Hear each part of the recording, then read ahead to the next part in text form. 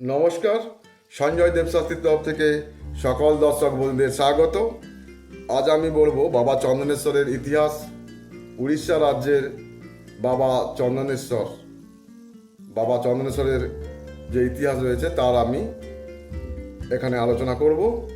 ভারতের উড়িষ্যা বালেশ্বর জেলায় চন্দনেশ্বরে অবস্থিত একটি বিখ্যাত শিব মন্দির। পানা সংক্রান্তি উড়িয়া হিন্দু সৌর নববর্ষ উড়িয়া ক্যালেন্ডারের প্রথম দিন একটি বিশাল বার্ষিক মেলা প্রাঙ্গণে উদযাপিত হয়। এই সময়কালকে অনেকে ভারতীয় তীর্থযাত্রী মন্দিরে যান। এই সময় উড়িয়া নববর্ষের মহাবিষুব সংক্রান্তিতে দিনটি মন্দিরের চত্বরে খুব বিখ্যাত। স্থানীয়ভাবে নীলকান্ত শিবের পূজার পর নীলা পার্ব চরকা যাত্রা বলা হয়। অর্ধ মিলিয়ন মানুষের মাজারের চারপাশে জড়ো হয় এবং তাদের মনোবাঞ্ছা পূরণের জন্য কয়েকদিন ধরে উপবাস করে। এটি পুরনো উড়িষ্যা মন্দিরগুলি সাধারণ কলিঙ্গ স্থাপত্য শৈলীতে নির্মিত হয়েছে। চন্দনেশ্বর প্রতি বছর চৈত্র মাস 14 মার্চ থেকে 14 এপ্রিল উড়িষ্যার বিখ্যাত চড়ক মেলা, চৈত্র মেলা, উদা ভগবান শিবের চন্দনেশ্বর মন্দিরের জন্য বিখ্যাত। এটি 13 দিন ধরে চলতে থাকে। 13 অর্ঘ্য থেকে 1 অর্ঘ্য ছাড়। ভক্তরা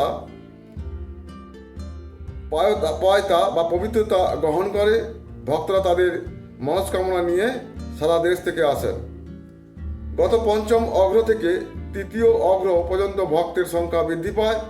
প্রায় 3 থেকে 4 লক্ষ ভক্ত শুধুমাত্র রাতে তাদের অর্ঘ্য প্রার্থনা প্রদান করে। তারা সারাদিন উপবাস করে, এমনকি তাদের থুতিও গিলে না। শেষ চতুর্থ অগ্র দিবস কামিনা বাহা দানব নীলার কন্যা কামিনার সাথে ভগবান শিবের বিবাহ। দ্বিতীয় অগ্রদিন নীলা পর্ব এবং প্রথম অগ্র দিবস পাতা পর্ব। মালাচন্দনী কাঠের মানসিক দৃষ্টিকোণ অনুসারে কিছু ভক্তরা তাদের শরীর ও জিহাকে লোহার পেরেক দিয়ে কাটেন। উড়িষ্যা সরকার পাতা পর্বের পর ভক্তরা তাদের শেষ অর্ঘ্যের পর তাদের পৈতা সরিয়ে সমুদ্রে ভাসিয়ে দেন। কিন্তু মেলা আরও 7 বা 8 দিন চলতে থাকে। এই হলো চন্দনেশ্বর তাদের ইতিহাস। যারা চন্দনেশ্বরে দেখেন না বা এখনো পর্যন্ত দেখা হয়নি তারা চলে যেতে পারেন। যদি আপনি পশ্চিমবঙ্গ থেকে যান তাহলে দীঘা থেকে আপনি কিছু দূরে যেতে পারেন, যা দীঘা এবং উড়িষ্যার বর্ডারে এই মন্দিরটি অন্তর্গত। আপনি যদি কোনোদিন দীঘায় যান, দীঘা থেকে আপনি চন্দনেশ্বর যেতে পারবেন কিছুটা রাস্তা, যা উড়িষ্যা বা পশ্চিমবঙ্গের সীমান্তে।